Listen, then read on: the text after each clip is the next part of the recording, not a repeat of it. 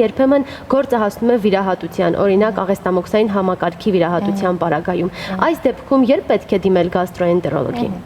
Ես վերցնեմ ամենապարզ տարբերակը, երբ մարդիկ վիրահատվում են լեղապարկում քարերի առկայության կապակցությամբ, որը կոչվում է 90% դեպքերում լեղաքարային հիվանդությունը ավարտվում է էնդոսկոպիկ եղանակով հիմնականում խոլեցիստեկտոմիայով։ Եվ այդ վիրահատվածների մոտ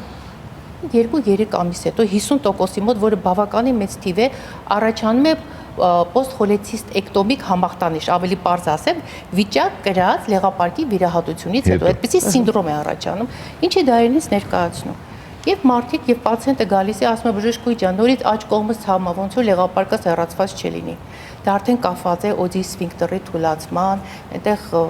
լեղու բորբոքային վիճակի հետ, նույն տիպի քարեր կարող են առաջանալ լեղածորաններում, մենք հեռացրել ենք լեղապարկը, չէ՞, լեղածորանները մնում են իրենց գործը անում են, այնտեղ լեղու հոսքի դանդաղում, բորբոքային վիճակ, առաջանում են քարեր լեղածորաններում, որը նույնպես պետք է անպայման լեղապարկը վիրահատելուց հետո անպայման պետք է դիմել գաստրոենտերոլոգի, որտեղ արդեն կյանքը սկսվում է մեր առանց լեղապարկի, որը ստրես է օրգանիզմի համար, օրգանիզմը պետք է ապրի առանց այդ մեկ օրգանի։ Լեղագոյացումը գնում է, ինչպես պետք է վարվել, որպեսզի լեղու հոսքի կանգ չառաջանա։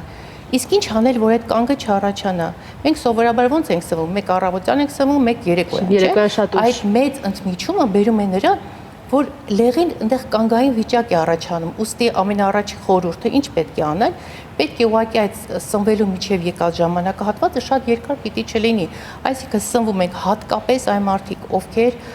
ունեն հեռացված լեղապարկ, պետք է սնվեն 3-4 ժամը մեկ անգամ փոքր քանակներով։ Ուրիշ ինչ գանգատներ կարող են առաջանալ, որով մարդիկ ահաբեկում են լեղապարկը հեռացեցին, կարծես թե պիտի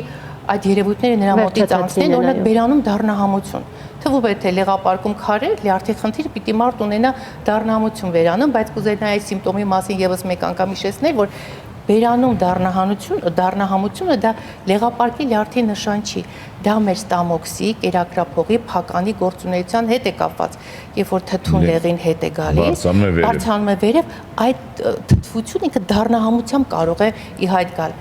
կամ այդ ցավային սինդրոմը, որ ես ասեցի, աջ թուլակողում, ցավերը ստամոքսում, եւ ինչ է լինում, երբ մարդ չունի լեղապարկ, ճարպոցնունդ կերավ, նրա մոտ ինչ է սկսվում դիարեա, այսինքն փորլուծություն է սկսվում նրա մոտ։ Ոստի նորից ճարպային սնունդը ոչ թե ասում ենք պետք է լրիվ բացառել, մարդը վիրահատվել է, որ ապիսի լավ ապրի, չէ, ուղղակի պետք է ավելի փոքրացնել քանակները։